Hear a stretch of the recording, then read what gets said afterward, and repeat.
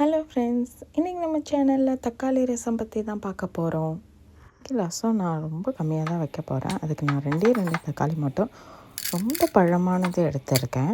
இந்த பழமான தக்காளியில் கொஞ்சோண்டு மஞ்சள்தூள், தேவையான அளவு உப்பு போட்டு நான் அதை ஜூஸியாக நல்லா நான் பிழிய போகிறேன். இதுதான் இந்த தக்காளி ரசத்துக்கான ஒரு ஸ்பெஷலு. நம்ம எவ்வளோ பிழியிறோமோ அவ்வளோக்கு எவ்வளோ நம்மளுக்கு நல்லா டேஸ்ட் கிடைக்கும்.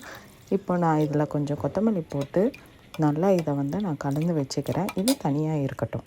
இந்த சைடு நம்ம 1 ஸ்பூன் மிளகு, 1 ஸ்பூன் சீரகம், ஒரு காஞ்ச மிளகாய், 10 பல்லு பூண்டு போட்டு நல்லா கிரைண்ட் பண்ணிவிட்டு ஒரு கொத்து கருவேப்பிலையை எடுத்து வச்சுட்டு நம்ம தனியாக இதை எடுத்து வச்சுக்கலாம். இப்போ ஒரு சின்ன லெமன் சைஸ் அளவு புளியை கொஞ்சம் தண்ணியில் ஊற வச்சுட்டு இதையும் நம்ம ஒரு சைடு எடுத்து வச்சுக்கலாம்.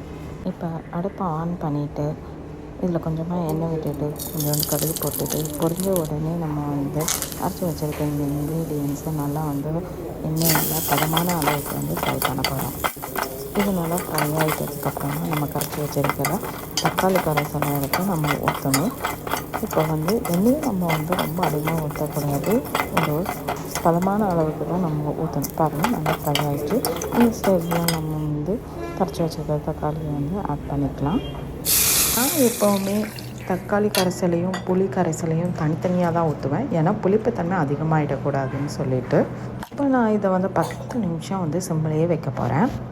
நுரை கட்டி வரணும். இதுதான் இந்த ரசத்தோட ஃபைனல் ஸ்டேஜு.